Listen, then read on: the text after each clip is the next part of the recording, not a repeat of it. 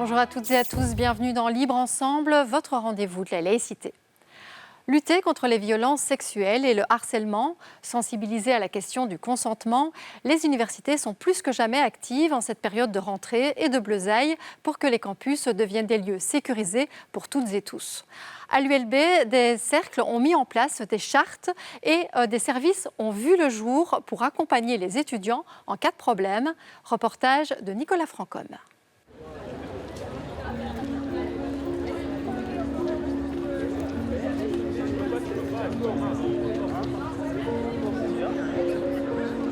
J'ai subi un viol par une personne de ma faculté. Elle n'est pas baptisée et ne vient presque pas aux activités organisées par notre cercle. Cependant, je suis obligée de la croiser quasi quotidiennement, en cours, en auditoire, sur le campus. Suite à Balance ton folklore et Balance ton barque, il y a eu cette prise de conscience spécifique.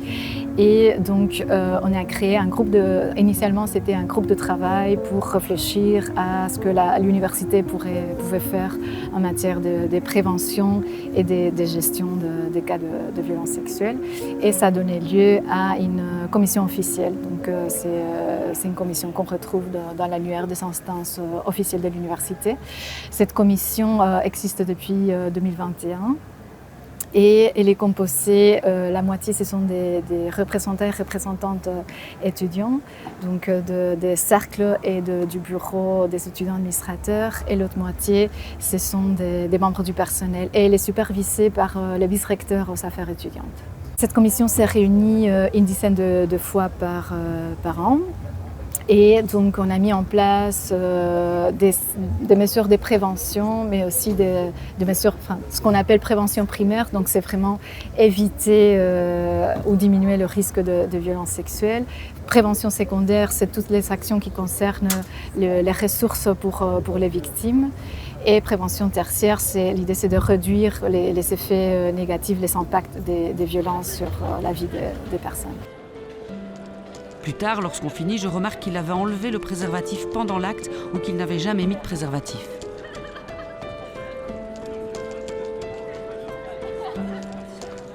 Je lui redemande d'arrêter, mais il me couvre la bouche. Il va de plus en plus fort, de plus en plus vite. Je n'ai pas la force de le repousser, j'ai mal. J'ai l'impression que ça dure une éternité. Il finit enfin, je prends du papier et je vois qu'il y a du sang. Le mec a continué malgré ça. PS, je suis un mec. Balance ton folklore est autant une conséquence qu'une cause de ce réveil. Mais ça faisait déjà un moment qu'on se posait les questions de savoir ce qu'on pouvait faire, de la responsabilité des cercles aussi dans le traitement de ces histoires. Et BT Folklore a mis un énorme coup de pied pour réveiller, pour faire émerger des témoignages. Et effectivement, ça a grandement accéléré, c'est ce qui a aussi débouché sur la création de Kashi. Il reste encore énormément de choses à faire, mais les cercles sont en perpétuelle réflexion. En témoigne la commission égalité-inclusivité, qui est une des plus actives de la CE en ce moment. En témoigne que chaque dimanche, lors des réunions entre les cercles de la CE, c'est un sujet qui est mis sur la table.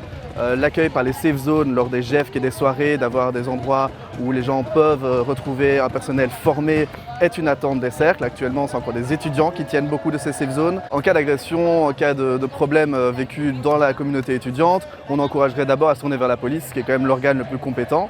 Dans un deuxième temps, il y a des services à l'ULB comme Kashi ou des services extérieurs comme le CPVS qui sont spécialisés dans l'accueil et l'écoute de ces problèmes.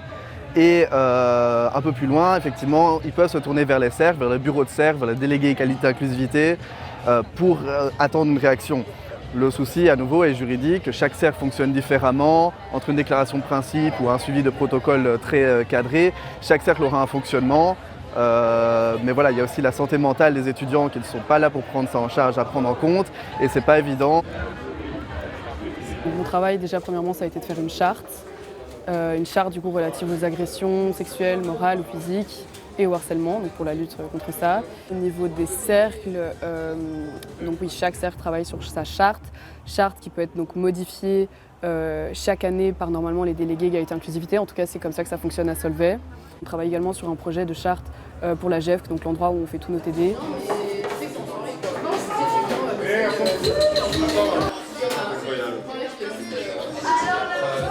Cette charte, elle décrit donc les engagements auxquels chaque membre s'engagent à respecter chaque valeur que les membres s'engagent à respecter. Donc on les décrit. On décrit également donc, ce que le cercle s'engage à respecter.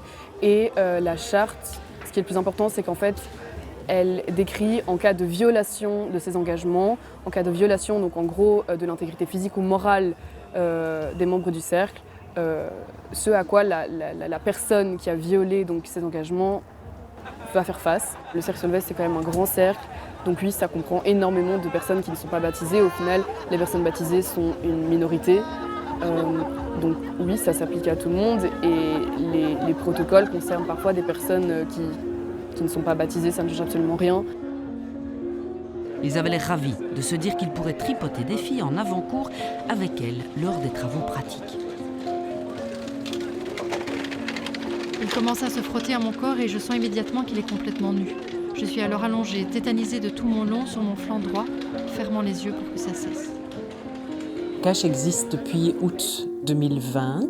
Moi, j'ai été engagée à ce moment-là suite à un scandale qui est arrivé dans l'école de dentisterie de l'université où des étudiants ont fait remonter vers les autorités de l'université qu'il y avait dans leur école des enseignants et des enseignantes qui ne respectaient pas leur intégrité psychologique et leur bien-être.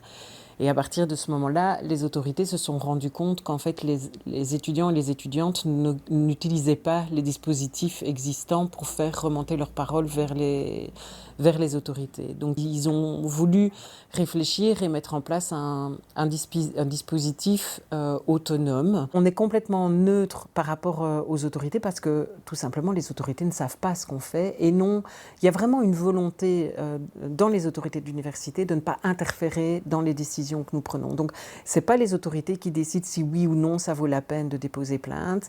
Ce n'est pas les autorités qui essayent d'influencer notre décision par rapport à ça. C'est vraiment l'étudiant ou l'étudiante et nous, à un moment donné, qui décidons oui, là, on dépose plainte. Après, le suivi de la plainte appartient évidemment aux autorités. Ça échappe à CACH.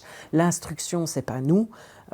Juger, c'est pas nous. Mettre en place des mesures de sanctions ou disciplinaires, c'est pas notre cellule non plus. À partir du moment où le contact est établi, la première tâche, j'ai envie de dire, de CACH, c'est vraiment de laisser la parole se déposer. En fait, l'étudiante, il vit quelque chose qui le met en difficulté, que ce soit au niveau de la violence morale ou de la violence sexuelle. Souvent, il ou elle est en doute. Est-ce que c'est normal ce que je vis? Est-ce que ça relève de la violence sexuelle ou de la violence morale? Est-ce que c'est normal qu'on me demande ceci? Est-ce que c'est normal qu'on me traite de cette façon-là? Donc la première étape, c'est vraiment de pouvoir déposer sa parole en toute confiance, sans avoir peur du jugement et sans avoir peur des représailles.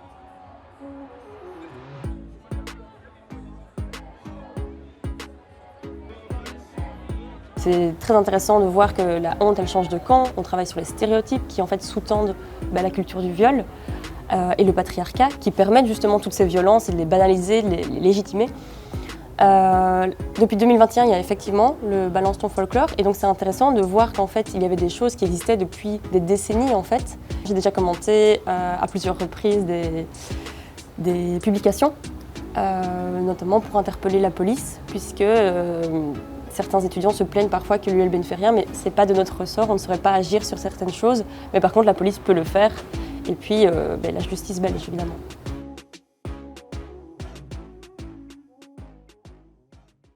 Si vous êtes étudiant sur le campus de l'ULB et que vous avez des questions ou que vous rencontrez un problème, n'hésitez pas à vous adresser à CACHI, le centre d'accompagnement et de soutien dans les risques de harcèlement envers les étudiants. Vous pouvez les contacter par mail à cache-e@ulb.be. Merci de nous avoir suivis et à très bientôt pour un nouveau rendez-vous de la laïcité.